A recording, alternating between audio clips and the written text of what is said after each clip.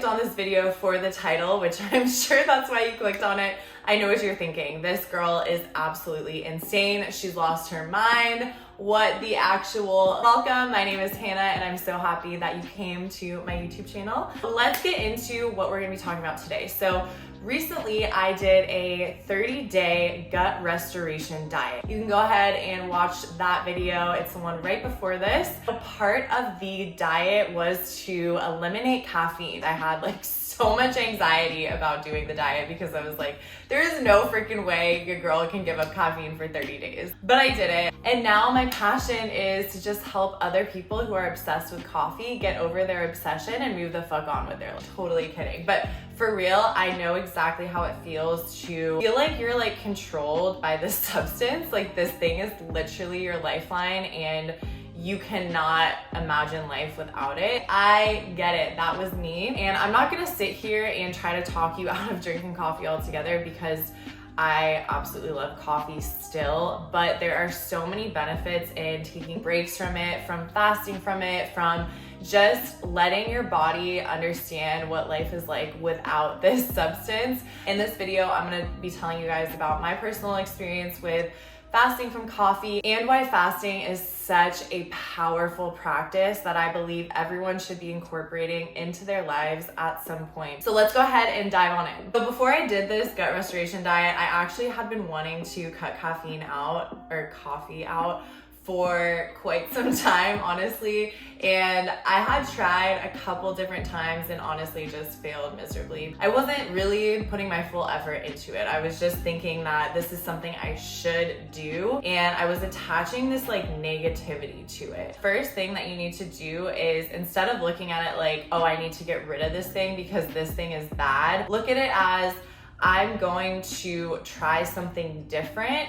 for myself in order to get a different result. Attach it to a result that's gonna make you feel good. So for me, for example, when I decided to do the 30-day gut restoration, the no coffee was part of it, but the overall result that I was trying to achieve was to restore my gut to a very healthy place. So that was exciting for me because I knew that through me following this process and giving up coffee, I was doing something really good for my body and I was working towards this goal of feeling my absolute best, of getting to this condition of optimal health. So I took a Dutch test back in 2020, which is basically just a whole panel of your hormones. If you want to take that test, I will go ahead and put the link below. I think it's so good just to take every once in a while just to see the overall health of where your hormone levels are at and to see if there's any specific changes that you should be making, because a lot of times we don't even know what's going on in our body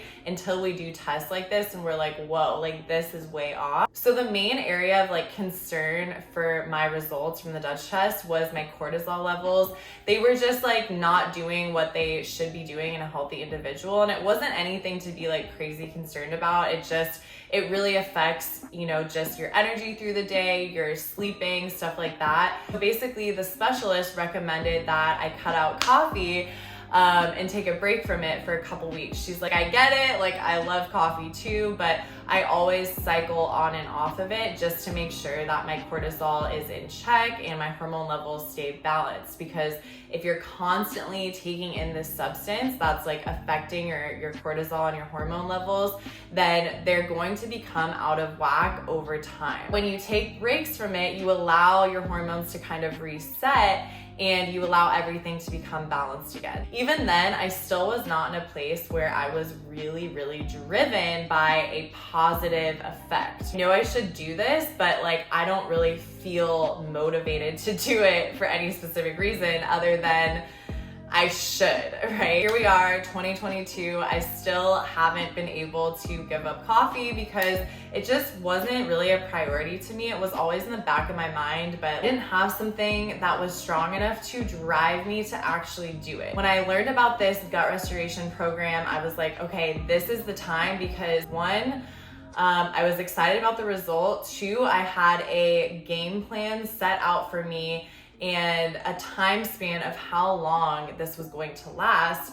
And three, it wasn't focused on solely giving up this specific thing. It was more focused on creating different and more intentional habits in order to get the specific results. So now I want to get into why fasting is such a powerful spiritual practice. Even thousands of years ago, people would use this spiritual discipline in order to receive knowledge, receive clarity. They were in this place of wanting to receive like very, very clear information from God. They would go through a period of fasting and prayer. And because this is mentioned many, many, many different times in the Bible, and it was used by many different types of people, it just shows the value and the importance of this practice. You are basically humbling yourself. You are telling your body that you are in charge, okay? Like your body is not in charge of you. It is very typical for us to go through our day and live according to our fleshly needs and fleshly desires, especially when it is something that you are so used to doing every day, whether that is eating or drinking coffee.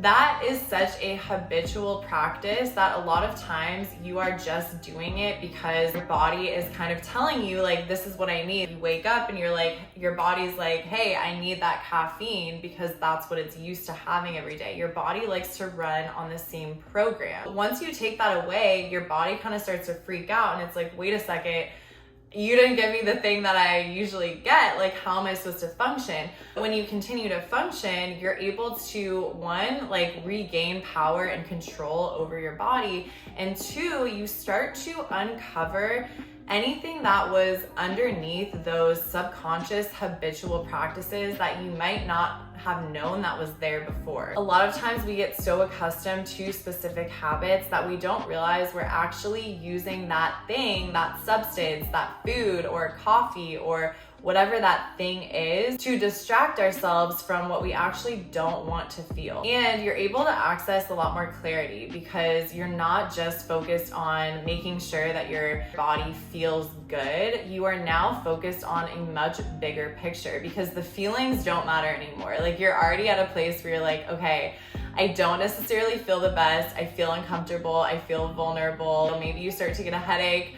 I had like a couple caffeine headaches the first couple of days, but after that, it honestly wasn't bad. It was mostly just me desiring this substance. I instead turned my focus to God and to how can I feed my spirit and get the most out of this right now so that I'm not focused on what my flesh desires right now. So overall, I highly, highly recommend trying some sort of fasting, whether that's from coffee, whether that's from food, whatever you feel is kind of like a vice for you. Maybe it's alcohol even. Whatever that thing is for you that you feel that you cannot live without, trust me, you can. And if you just put your mind to it, I promise you can accomplish it and you will feel so proud of yourself. You will absolutely have so many breakthroughs. And when you come back, if you do come back to that thing, you will cherish that thing so much more instead of just taking it for granted and kind of using it as this like subconscious habitual thing that you do.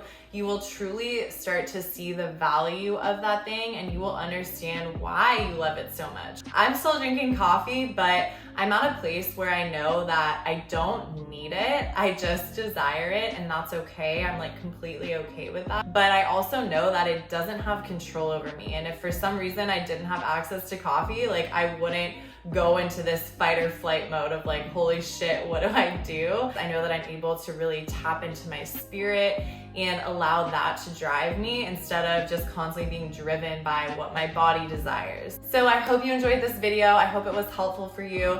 Let me know if you are thinking about doing a coffee fast or if there's something else that you have been wanting to give up or cut back on. Leave a comment below and let me know what that thing is. I'm so excited for you. Trust me, it will be an incredible experience and I can't wait to hear about it. Please make sure to like this video, subscribe if you haven't already. Have an amazing day and I'll see you in the next video. Bye.